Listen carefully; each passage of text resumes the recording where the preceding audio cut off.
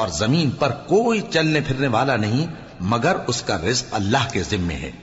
وہ اس کے رہنے کی جگہ کو بھی جانتا ہے اور جہاں سونپا جاتا ہے اسے بھی. یہ سب کچھ کتاب روشن میں لکھا ہوا ہے. اور وہی تو ہے جس نے آسمانوں اور زمین کو 6 دن میں بنایا اور اس وقت اس کا عرش پانی پر تھا.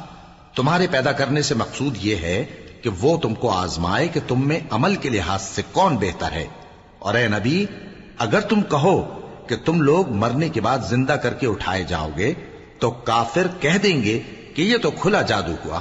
اور اگر ایک مدت معین تک ہم ان سے عذاب روک دیں تو کہیں گے کہ کون سی چیز عذاب کو روکے ہوئے ہے.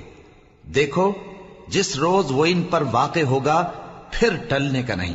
اور جس چیز کا یہ مذاق اڑاتے ہیں وہ ان کو گھیر لے گی. اور اگر ہم انسان کو اپنے پاس سے نعمت بخشیں پھر اس سے اس کو چھین لے تو نا امید اور ناشکرا ہو جاتا ہے.